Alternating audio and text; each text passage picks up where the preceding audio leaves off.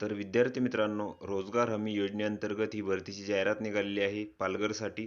तर इथं बघू शकता, मग्नारोहयोचे सामाजिक अंकेक्षण करण्यासाठी साधन व्यक्ती पदावर दैनंदिन मानधन तत्वावर पॅनलवर नियुक्तीसाठी इच्छुक व पात्र उमेदवारांकडून इथं अर्ज मागवण्याची ही जाहिरात आहे. तर महात्मा गांधी राष्ट्रीय आरोग्य रोजगार हमी योजनेअंतर्गत करण्यात येणाऱ्या कामांचे ग्रामपंचायत पातळीवरील सामाजिक अंकेक्षण करण्याची जबाबदारी महाराष्ट्र राज्य सामाजिक अंकेक्षण व पारदर्शकता सोसायटीवर सोपवण्यात आली आहे. या कामकाजासाठी ग्राम पातळीवर विविध घटकांचे प्रतिनिधींमधून सदन व्यक्तींची नियुक्ती सोसायटीच्या पॅनलवर मानधन तत्वावर करण्यात येत आहे. यासाठी खालील अटी व शर्ती पूर्ण करणाऱ्या इच्छुक व पात्र उमेदवारांकडून इथं अर्ज मागवण्यात येत आहेत.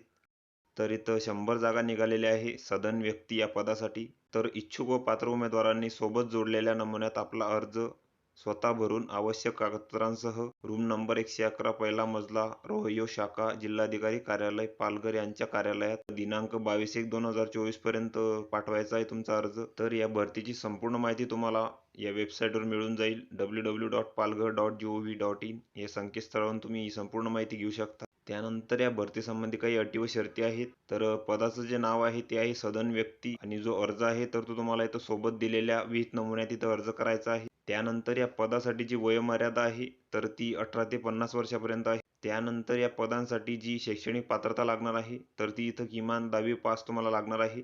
पण जर इथं 10वी पास उमेदवार उपलब्ध न झाल्यास किमान 8वी पास असलेल्या उमेदवारांचा इथं निवडीसाठी विचार केला जाईल. त्यानंतर सामाजिक अंकेक्षण प्रक्रियेचा अनुभव असलेल्या उमेदवारांना इथं प्राधान्य दिले जाईल.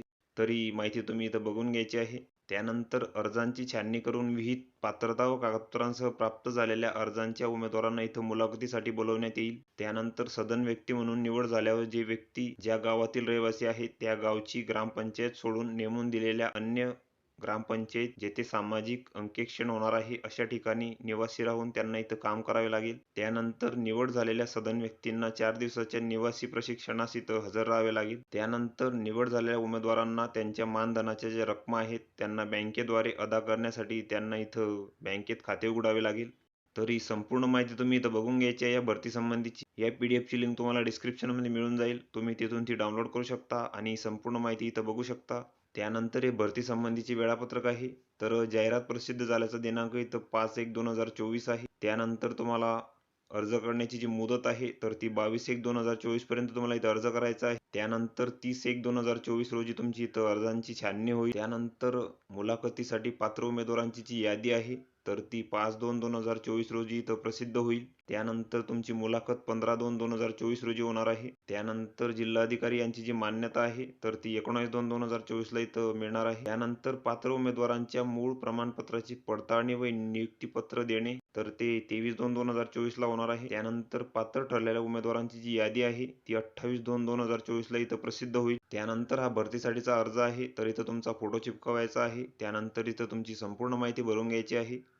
त्यानंतर तुम्हाला अर्जासोबत झेरॉक्स प्रती जोडायची आहे तुमच्या डॉक्युमेंटच्या. तर यामध्ये शैक्षणिक प्रमाणपत्र, शिधापत्रिका, आधार कार्ड, त्यानंतर अनुभव असल्याचे प्रमाणपत्र, त्यानंतर रहिवासी दाखला, त्यानंतर जॉब कार्ड, जातीचे प्रमाणपत्र, शाळा सोडल्याचा दाखला आणि इतर कागदपत्रे तुम्हाला अर्जासोबत जोडायची आहे. त्यानंतर हे संमतीपत्र पण तुम्हाला इथं जोडावं लागेल. तर ही सर्व कागदपत्रे तुम्हाला अर्जासोबत जोडायची आहे. त्यानंतर हा अर्ज तुम्हाला जिल्हाधिकारी कार्यालय पालघर यांच्या कार्यालयात दिनांक 22/1/2024 पर्यंत इथं सादर करायचा आहे. तर व्हिडिओ कसा वाटला मित्रांनो? व्हिडिओ आवडल्यास लाईक करा, शेअर करा आणि आमच्या चॅनलला सबस्क्राईब करा म्हणजे येणारे व्हिडिओ तुम्हाला सर्वात आधी पाहायला मिळतील. चला तर भेटूया पुढच्या व्हिडिओमध्ये.